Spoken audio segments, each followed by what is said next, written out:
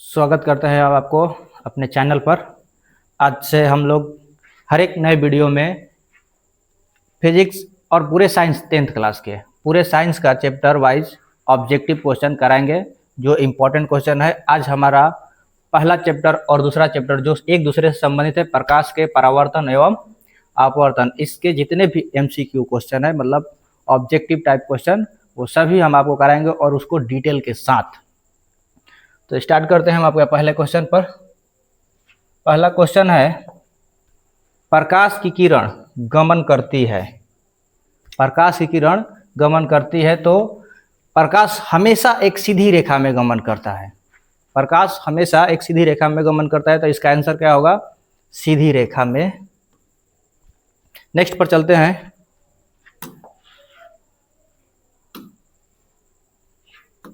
दूसरा क्वेश्चन है कि प्रकाश का न्यूनतम वेग होता है। प्रकाश का न्यूनतम वेग किस माध्यम में होगा? इसमें ऑप्शन है ए निर्वात, बी जल, सी वायु और डी कांच। तो आप ये ध्यान में रखिए कि जिस माध्यम का अपवर्तनांक सबसे कम होगा उस माध्यम में प्रकाश की चाल सबसे अधिक होगी। तो सबसे न्यूनतम मान किस में होगा? जिसमें अपवर्तनांक कम होगा उसमें स्पीड ज़्यादा होगा, और जिसका अपवर्तनांक अधिक होगा उसका स्पीड कम होगा। तो सबसे न्यूनतम अपवर्तनांक निर्वात का सबसे मैक्सिमम अपवर्तनांक होता है, न्यूनतम होता है। उसके बाद जल का उससे ज़्यादा, वायु का उससे कम होता है। सबसे अधिक अपवर्तनांक वाला कांच है। आंसर आपका कांच होगा। कांच में प्रकाश का वेग न्यूनतम होगा इस ऑप्शन के हिसाब से। यदि यहाँ पर डायमंड दे दिया तो कांच से भी कम चाल डायमंड में होगा। और आगे बढ़ते हैं। नेक्स्ट क्वेश्चन, मोटर गाड़ी के चालक के सामने लगा रहता है। ऑप्शन है समतल दर्पण, उत्तल दर्पण, अवतल दर्पण, उत्तल लेंस। लेंस का तो बात ही नहीं करते हैं। मोटर गाड़ी के चालक मतलब ड्राइवर के सामने कौन सा लगाता है? जो आप देखे होंगे गाड़ी में, जो भी गाड़ी में बैठे सफर करते हैं तो ड्राइवर के सामने ऊपर एक दर्पण लगा रहता है। तो वो दर्पण कौन सा दर्पण होगा? यही पूछ रहा है कि वो जो सामने लगा रहता है वो कौन सा होगा। तो ड्राइवर के सामने ऊपर जो लगा होता है वह होता है आपका उत्तल दर्पण। उत्तल दर्पण जो वस्तु का छोटा प्रतिबिंब करके दिखाता है। नेक्स्ट पर चलते हैं।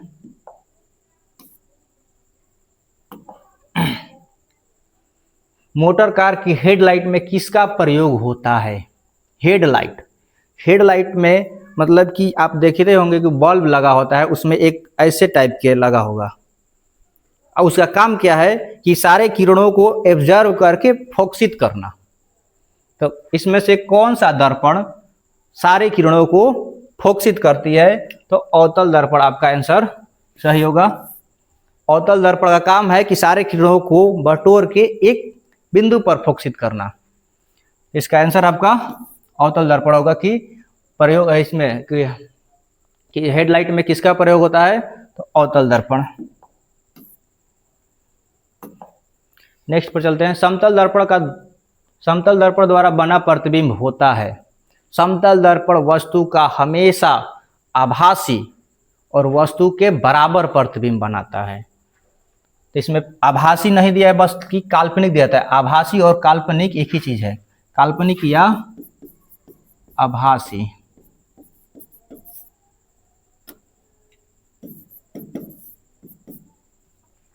काल्पनिक या आभासी दोनों एक ही चीज है। तो इसका आंसर हो गया समतल दर्पण द्वारा बना प्रतिबिंब काल्पनिक होगा या फिर आभासी होगा। नेक्स्ट पर चलते हैं। लेंस की क्षमता का एसआई मात्रक। लेंस की क्षमता का एसआई मात्रक, इसमें ऑप्शन क्या है? डायप्टर, ल्यूमेन और लक्स एंगस्ट्रॉम। ये तीनों तो देखने में ही नहीं लग रहा है।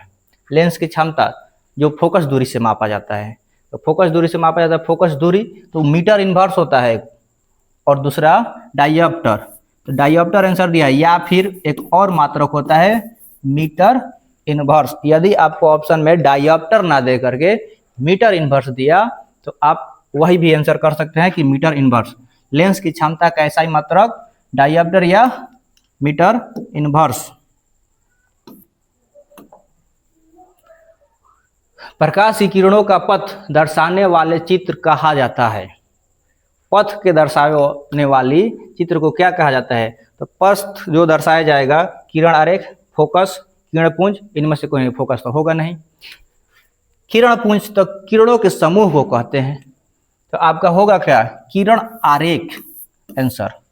प्रकाश की किरणों का पथ दर्शाने वाले चित्रों को कहा जाता है चित्र। किरण तो चित्र, प्रकाश की किरण मतलब वही प्रकाश जो चल रहा है, और आरेख मतलब चित्र, आरेख मतलब चित्र होता है, उसको किरण आरेख सम्मिलित रूप से कहते हैं।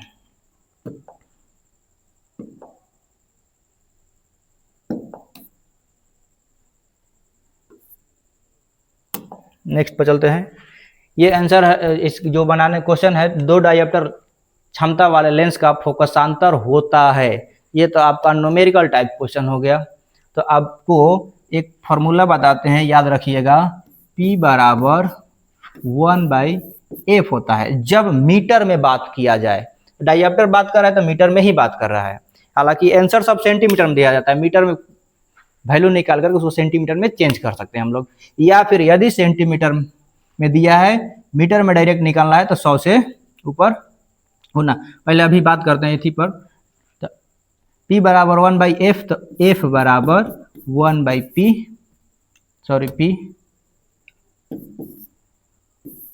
F का मान कितना हो जाएगा? 1/2 मतलब 0.5 मीटर इनवर्स नहीं, मीटर।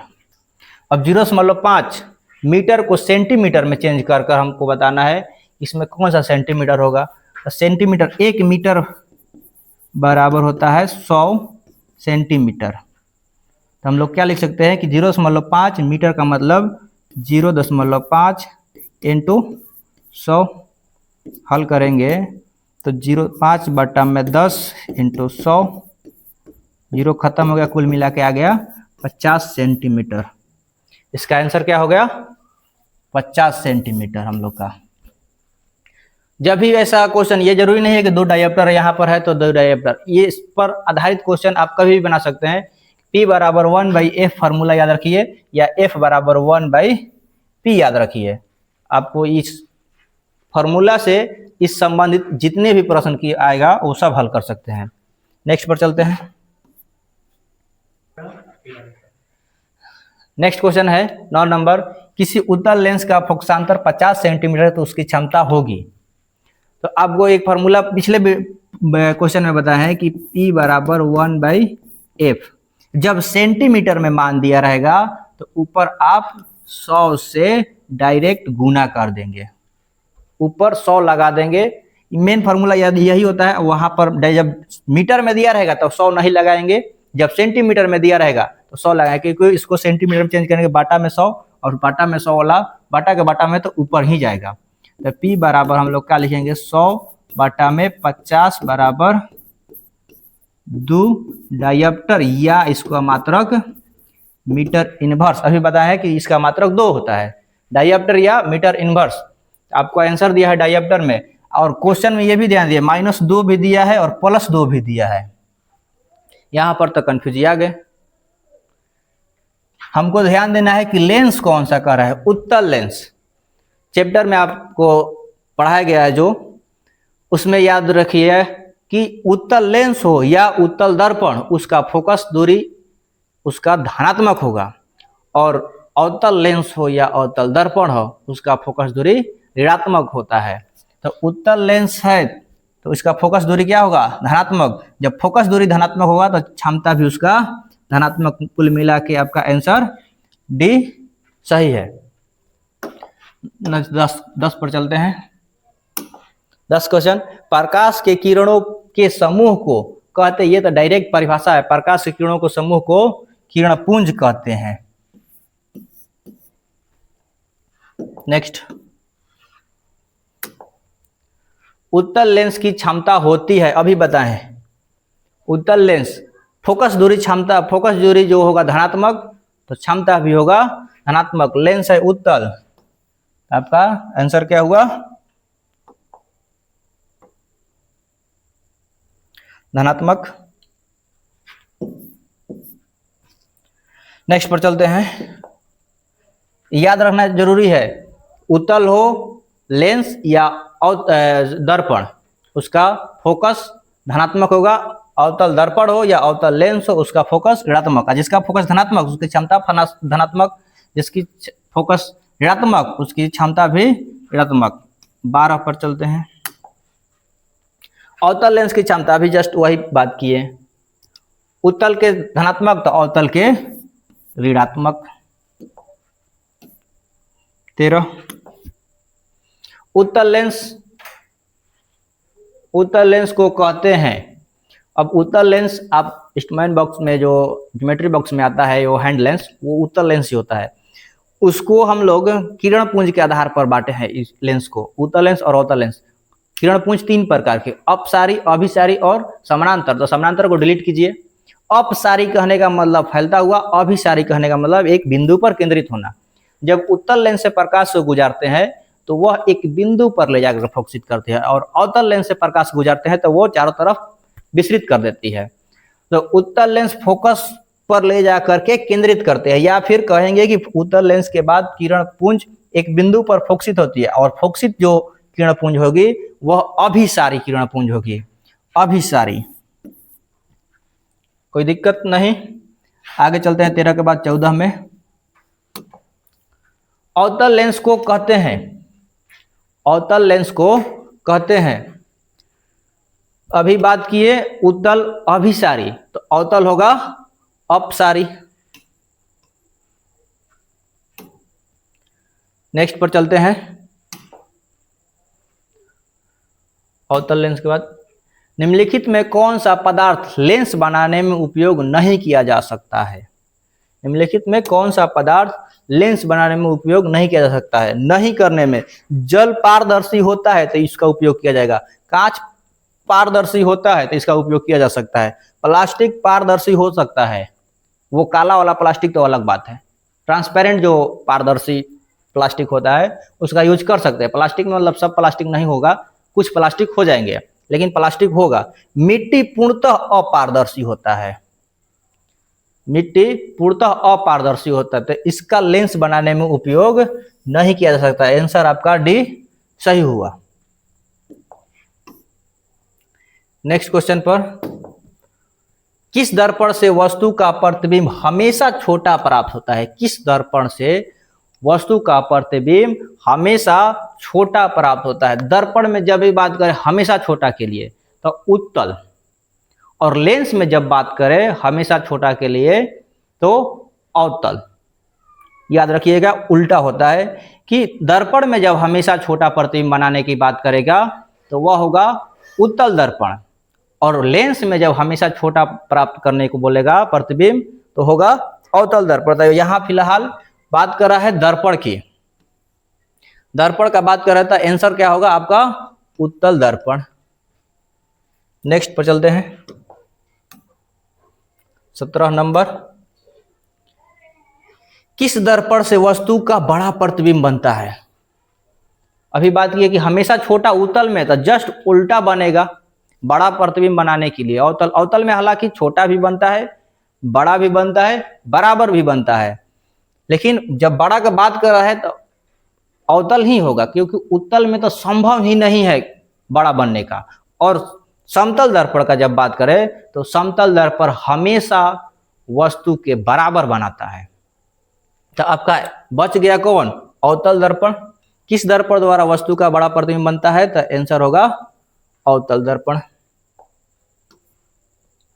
प्रकाश के परावर्तन के कितने नियम? ये सबसे आसान क्वेश्चन और सबसे इंपॉर्टेंट क्वेश्चन कई बार पूछा जा चुका है।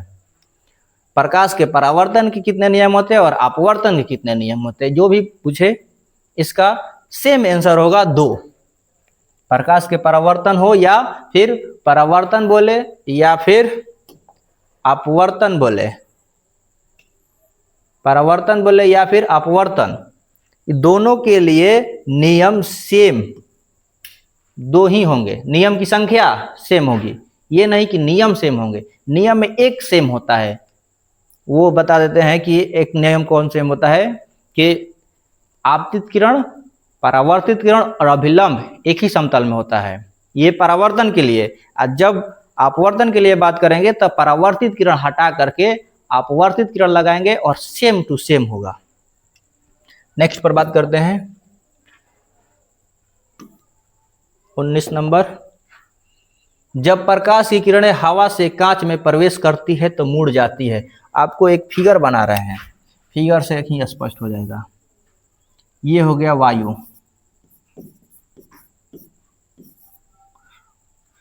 जब प्रकाश किरण हवा से कांच में प्रवेश कर रहा है, कांच में,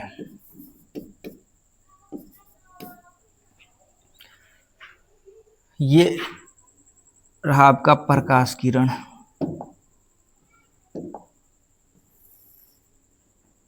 ये रहा आपका अभिलंब, प्रकाश किरण ऐसे जाएगी।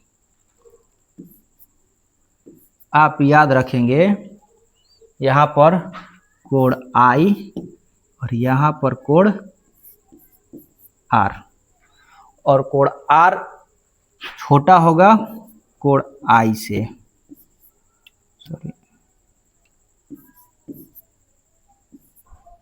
कोण I बड़ा होगा और कोण R छोटा होगा।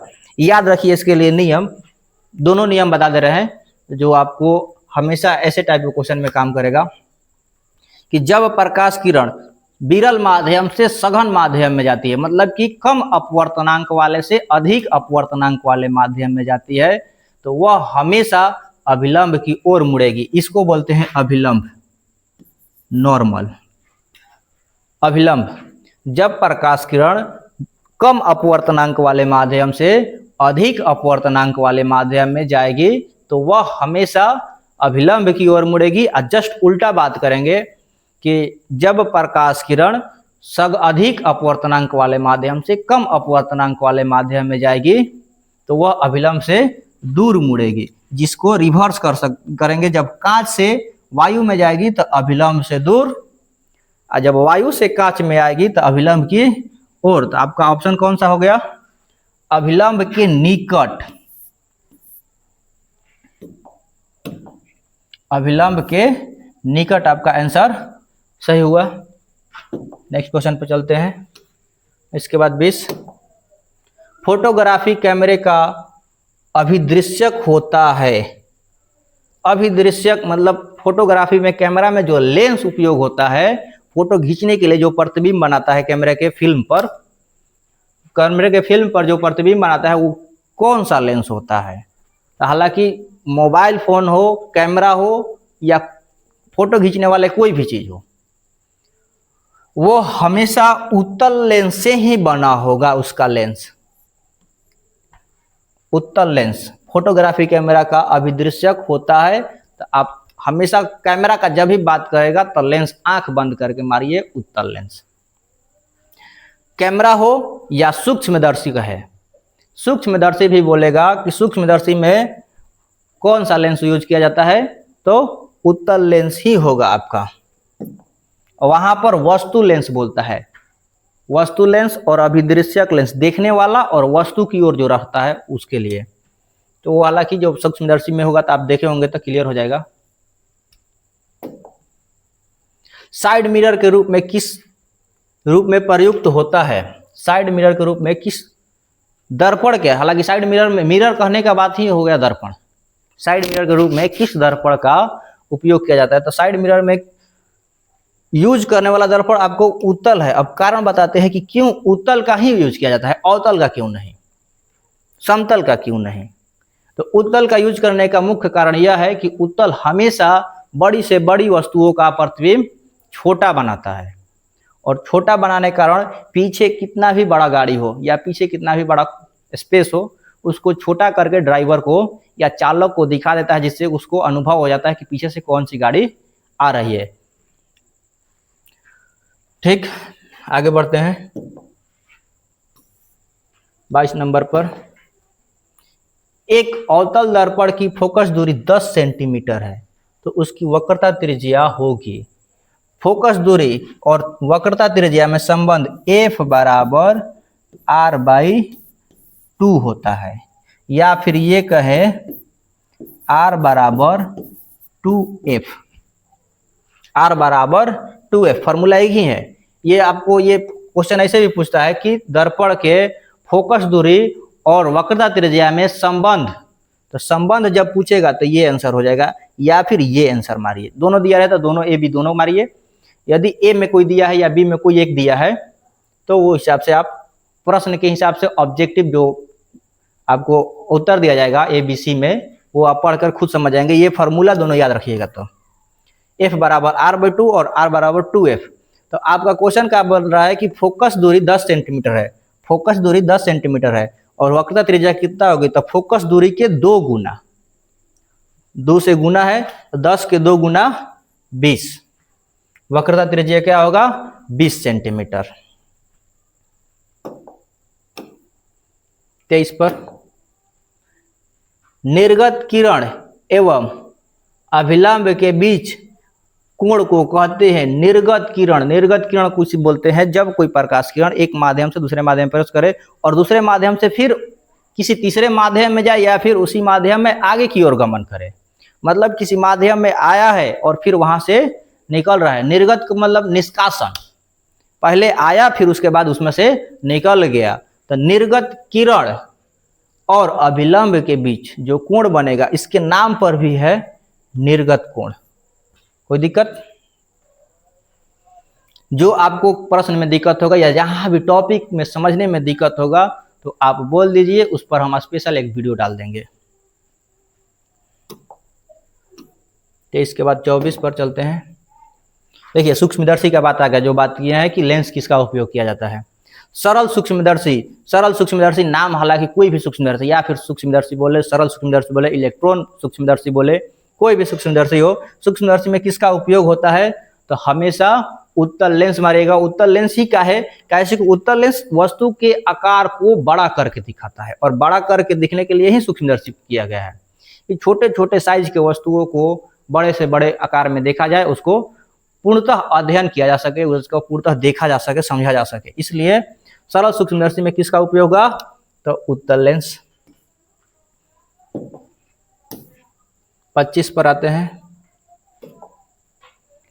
किस लेंस के द्वारा सिर्फ काल्पनिक प्रतिबिंब बनता है, किस लेंस के द्वारा सिर्फ काल्पनिक, तो आपका आंसर होगा अवतल लेंस, क्योंकि उत्तल लेंस वास्तविक काल्पनिक दोनों प्रकार का प्रतिबिंब बनता है। उत्तल लेंस वास्तविक और काल्पनिक दोनों प्रकार का प्रतिबिंब होता है। अवतल लेंस केवल और केवल काल्पनिक या फिर आभासी बोले तो कि बोल रहा है कि इस काल्पनिक, अब काल्पनिक की जगह पर आभासी भी बोल दिया जाए तो आभासी के लिए भी आप अवतल ही मारेंगे। आपका आंसर क्या होगा, अवतल लेंस। 25 के बाद 26। अब लास्ट प्रश्न की ओर ही बढ़ रहे हैं। परावर्तन के नियम से निर्धारित होता है, परावर्तन का नियम है कोण I बराबर कोण R। कोण I आपतन कोण और कोण R परावर्तन कोण। तो आपतन कोण बराबर परावर्तन कोण दिया है, आपको ये शॉर्ट में बता दिए हैं कि परावर्तन का नियम का यही नियम है। ये दूसरा नियम कहलाता है। पहला नियम है कि आपतित किरण, परावर्तित किरण और अभिलंब तीनों एक ही समतल में होते हैं, पहला नियम। और दूसरा नियम कोण I बराबर कोण R, मतलब कि आपतन कोण परावर्तन कोण के बराबर होता है। तो ऑप्शन ये आपका है आपतन कोण बराबर परावर्तन कोण। सी में दिए, बी में दिया है परावर्तन कोण, अपवर्तन कोण, तो अपवर्तन तो होगा नहीं, परावर्तन के नियम बात कर रहा है। विचलन कोण, तो विचलन कोण से कोई मतलब ही नहीं है। 26 के बाद 27 पर चलते हैं। इसका आंसर याद रखिएगा कि आपतन कोण बराबर परावर्तन कोण, ऑप्शन ए रहेगा ये। 26 के बाद 27 पर चलते हैं। काल्पनिक प्रतिबिंब होता है, काल्पनिक प्रतिबिंब सीधा और वास्तविक प्रतिबिंब उल्टा। काल्पनिक प्रतिबिंब सीधा बनता है, वास्तविक प्रतिबिंब उल्टा। तो काल्पनिक प्रतिबिंब का आंसर क्या होगा, ए सीधा। 27 के बाद 28। लेंस के मुख्य फोकसों की संख्या कितनी होती है? तो लेंस आपका फिगर बनाते हैं, ऐसे होता है, दो वक्र सतहों से घिर कर बना होता है। दर्पण एक वक्र सतह से होता है, एक वक्र, और लेंस दो वक्र से बना होता है, उत्तल लेंस या अवतल लेंस। दोनों का बात करें तो दोनों अलग अलग वक्र, इसको मिलाने पर इधर एगो बनेगा और इधर बनेगा, इसका एक इधर बनेगा और एक इधर बनेगा। तो कुल मिला के इसमें भी दो, इसको थोड़ा नीचे बनाते हैं, इसमें भी दो, F1 F2, इसमें भी दो, F1 और F2। ये है उत्तल लेंस और ये है अवतल लेंस। तो उत्तल हो या अवतल, हमेशा दो ही मुख्य फोकस होंगे। तो आंसर आपका लेंस के मुख्य फोकस की संख्या कितनी होती है? तो आंसर हो गया 2। 28 के बाद 29 पर चलते हैं। दाढ़ी बनाने में किस दर्पण का प्रयोग किया जाता है? दाढ़ी बनाने में किसका उपयोग किया जाता है? मतलब इसे दाढ़ी बनाने की जगह पर आपका क्वेश्चन यहां से ये बोल देगा कि हजामती दर्पण किसे कहते हैं? दाढ़ी बनाने को हजामत ही बोलते हैं। हजामती दर्पण पूछेगा, दाढ़ी बनाने में पूछेगा, या हजामत बनाने के लिए किस दर्पण का उपयोग किया जाता है? तो कुल मिला के आपका आंसर होगा अवतल। अब अवतल काहे किया जाता है? क्योंकि उत्तल वस्तु का छोटा प्रतिबिंब बनाता है, अवतल वस्तु का बड़ा प्रतिबिंब बनाता है। अब आपको चेहरा देखना है, बड़ा आईना लगा है, बड़े फेस दिखेगा, जिससे आपकी एक से एक महसूस हो जाएगा कि कहाँ से कहाँ तक अनुभव मिलाकर काटना है, जो भी चीज हो। अवतल दर्पण का उपयोग किया जाता है इसलिए क्योंकि अवतल दर्पण वस्तु का बड़ा प्रतिबिंब बनाता है स्थिति के अनुसार, क्योंकि छोटा भी बनाता है, लेकिन कुल मिलाकर के बात करेंगे तो बड़ा प्रतिबिंब बनाने के कारण ही इसका उपयोग, मेन कारण है कि बड़ा प्रतिबिंब बनाने के कारण ही इसका उपयोग दाढ़ी बनाने में या हजामत बनाने के लिए उपयोग किया जाता है। 29 के बाद 30 पर चलते हैं। प्रकाश के अपवर्तन के कितने नियम है? अभी बताए हैं तुरंत पीछे क्वेश्चन में कि परावर्तन हो या अपवर्तन, दोनों के लिए आपका दो ही नियम है।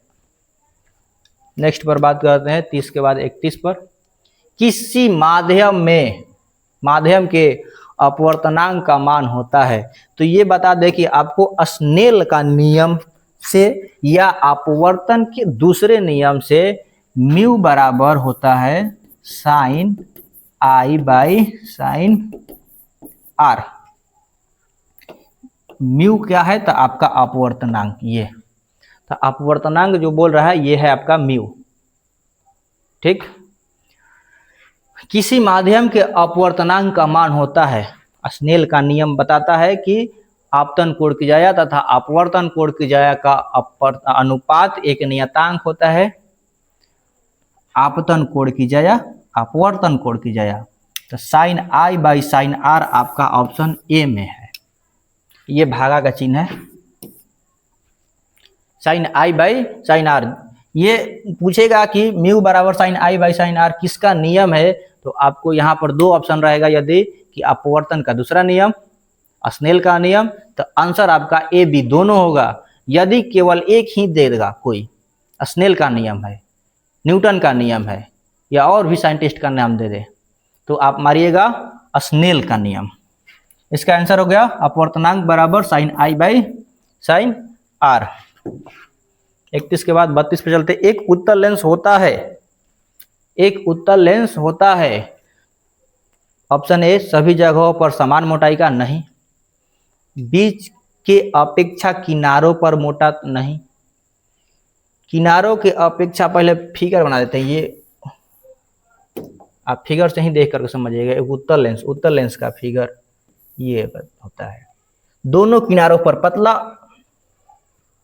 और बीच में मोटा।